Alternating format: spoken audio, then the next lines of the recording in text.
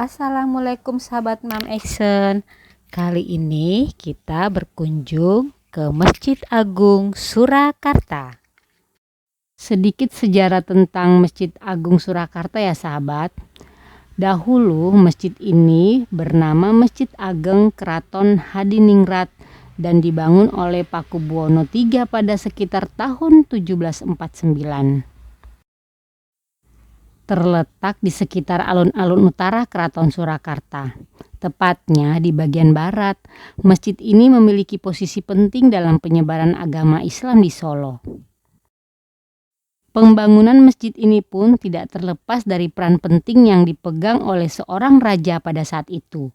Ketika itu, raja tidak hanya menjadi pemangku kekuasaan tertinggi dalam pemerintahan, tapi juga sebagai penyiar agama.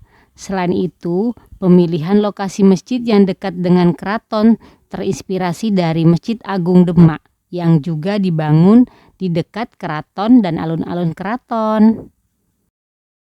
Berdiri di atas lahan seluas hampir 1 hektar, bangunan utara masjid yang berukuran 34,2 meter kali 33,5 meter mampu menampung sekitar 2.000 jamaah.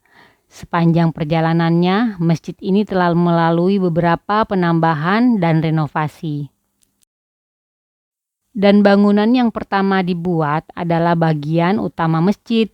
Penambahan pertama dilakukan oleh Pakubuwono IV yang diberikan kubah di bagian atas masjid. Tidak seperti kubah pada umumnya sahabat yang bergaya Timur Tengah. Kubah pada masjid ini bergaya Jawa, bentuknya menyerupai paku bumi. Penambahan bangunan berikutnya dilakukan oleh Pakubuwono X. Pakubuwono membangun sebuah menara di sekitar masjid serta sebuah jam matahari untuk menentukan waktu sholat. Pintu masuk masjid pun mengalami perubahan pada masa Pakubuwono X. Pintu bercorak gapuran, bangunan Jawa beratap limasan diganti menjadi bercorak Timur Tengah, terdiri dari 3 pintu dengan pintu yang berada di tengah lebih luas dari kedua pintu yang mengapitnya. Sementara Pakubuwono XIII membangun kolam yang mengitari bangunan utama masjid. Pembangunan kolam ini dimaksudkan agar setiap orang yang akan masuk ke dalam masjid dalam keadaan bersih. Tapi karena berbagai alasan, kolam ini tidak lagi difungsikan. Selain itu, Pakubuwono ke-13 juga membangun ruang kaputren dan serambi di bagian depan.